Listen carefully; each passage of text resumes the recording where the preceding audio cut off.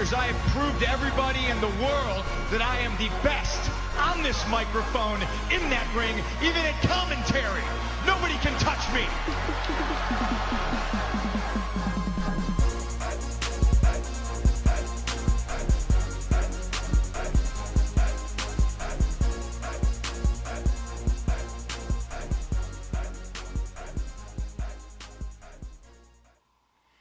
Hey there, wrestling fans. It is I, CM Jew, the most glorious Jew that ever lived, and your wrestling rabbi.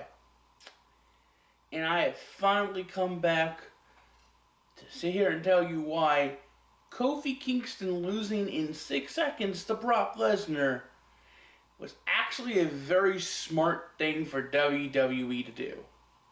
Well, it was smart until the bullshit that happened tonight, which should tell you when I'm recording this, by the way, just to break the fourth wall, but that's here nor there.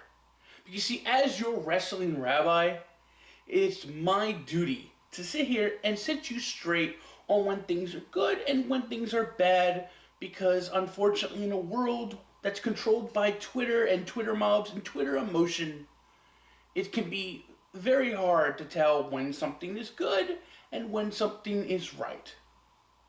And that is what I'm here to tell you tonight. Now, to explain this very controversial opinion, which hopefully you'll let me explain before shutting off the video,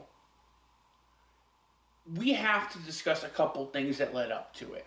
And the three things are Kofis Story this year, Brock Lesnar's story in his past couple of matches, and last but not least, the new direction that WWE has decided to take in partnering with networks like Fox to have wrestling be more sports realistic in a way, if that's a way to put it. So first, let's talk about Kofi's story leading all the way up to this past Friday night.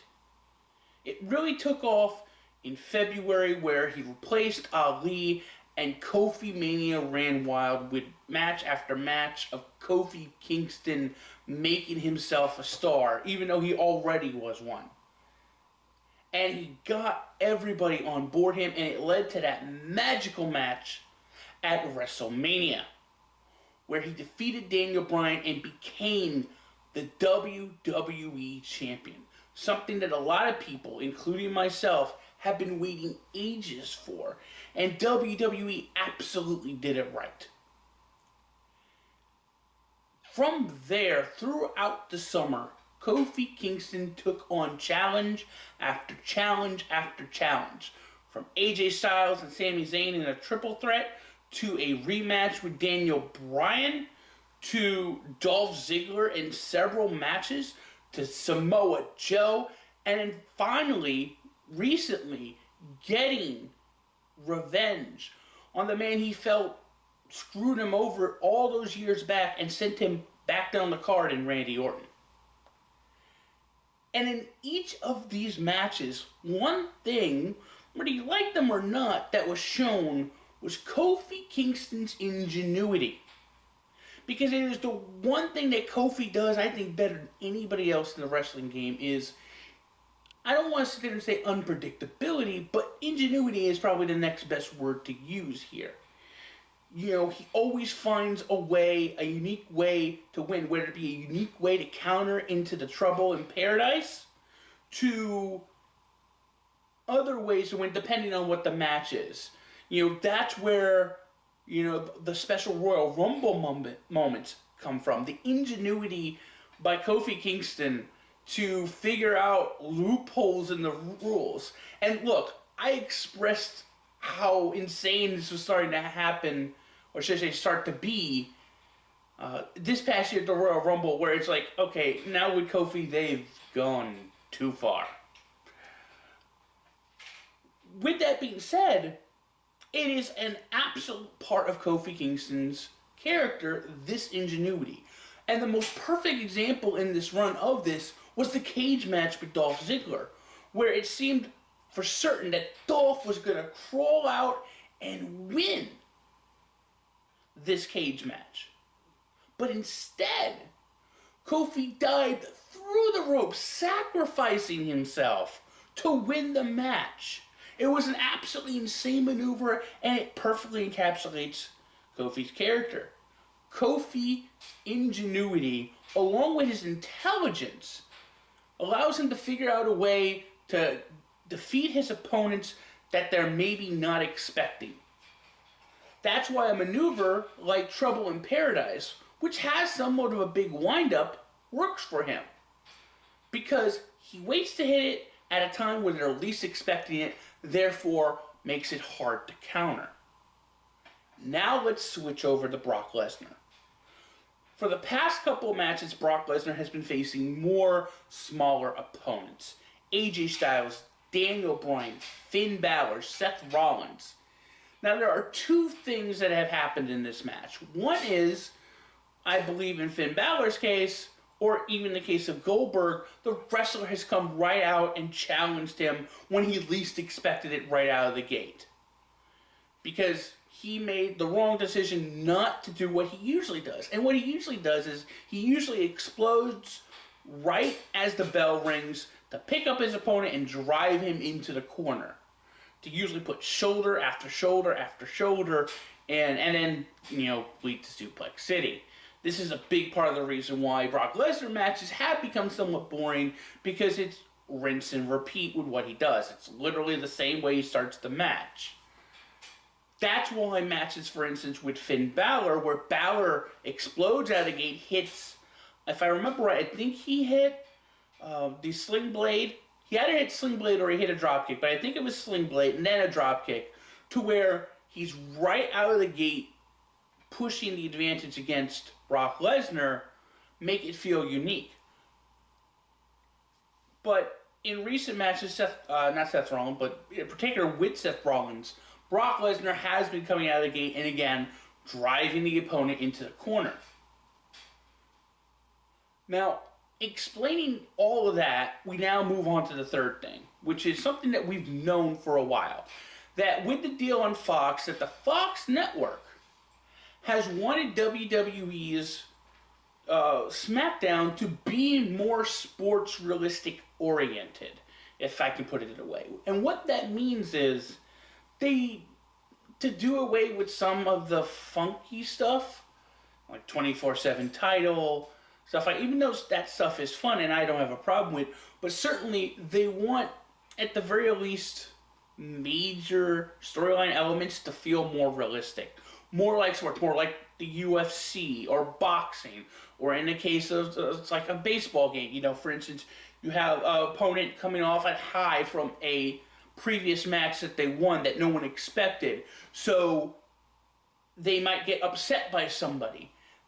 That happens in real sports. It happens in football, it happens in baseball, and in the case of something like boxing or UFC match, there have been matches that have absolutely ended quickly. In fact, was it not a month or a month and a half ago, and I apologize that I cannot remember the fighters' names, but there was that UFC match where that one fighter was talking all of that trash, and when he got in the ring, the other fighter charged at him. I think he hit him with like spinning knee or some type of jumping knee. It was a jumping knee, like that, and knocked him out cold. And then as he was knocked out cold and the match was cold, just went there like pounded him out, like, what do you have to say now? What do you have to say now, huh?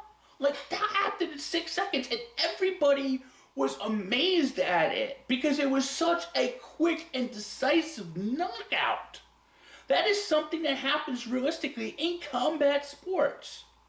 So you take those three things that I've just explained, and let's talk about what happened on Friday Night SmackDown on the premiere on Fox.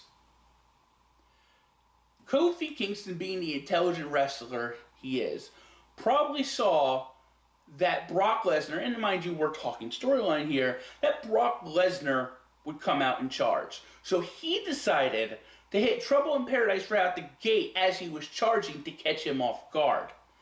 The problem is Brock Lesnar thought about this and smartly decided not to charge. So in turn, when Kofi Kingston went to hit the Trouble in Paradise, Brock Lesnar instead was ready for it and was able to counter it into an F5 and get the win. Which, again, that is what a fighter is supposed to do. As a fighter, you're always looking for that knockout blow to win. And thus, he was able to pin Kofi Kingston in 6 seconds. So, in turn, Kofi didn't look weak because he lost in 6 seconds. He made a tactical error that cost him the match. And that happens in sport. It only makes him look weak if they do nothing else in this story going forward, which they're absolutely not going to do. Kofi is going now to chase the title. And there's certainly going to be a storyline with that. Whether he's successful in that chase or not is besides the point. Now he has to chase the title back to get it back. And that is the storyline moving forward. Now, I also think there is a reason, though, why people also think it looked weak. And this is a criticism of something that WWE, unfortunately, does from time to time. In fact, it's something that plagues a lot of wrestling companies. And that is that they were running out of time. And so they moved far too quickly from the end of that match to Rey Mysterio coming out with Cain Velasquez to set up the Velasquez-Lesnar match down the line. Now, I don't know, because full disclosure, while I've seen the match on the YouTube, because I'm an old man. But no, I've gotten to see the match and I've seen the Cain Velasquez stuff. I actually haven't gotten the chance to watch this past Friday Night Smackdown due to interesting reasons that I will not bore you with here. But the point is, I have seen it, but I don't really know where was SmackDown time-wise as far as ending it. But all I can determine is that they probably thought they were running out of time and they rushed it. As such, they had to skip a very important part of the story. That was the focus on Kofi Kingston realizing he made a mistake. It's a very small story element, but it's one that WWE missed an opportunity to tell. And if they just would have had maybe another minute to tell that story and then maybe move on to Rey Mysterio coming out, you could have told that. And I think at least less people would be upset. I mean, unfortunately, with Kofi Kingston, who is a much beloved babyface, there were people who were going to be so emotionally invested in it that they were going to be mad no matter what. And of course claim, oh, I'm now canceling WWE Network and all of that jazz and call bullshit.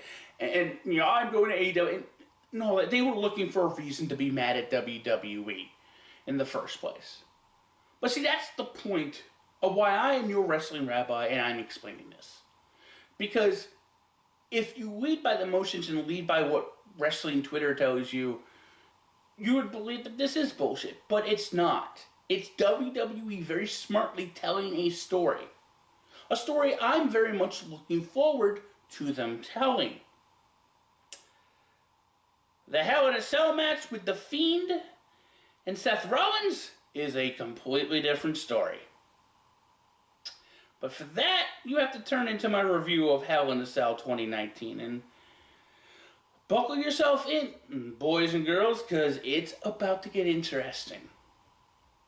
So, till next time, my wrestling fans, I am your reigning, defending, undisputed, unchained Jewish champion, CM Jew, and your wrestling rabbi.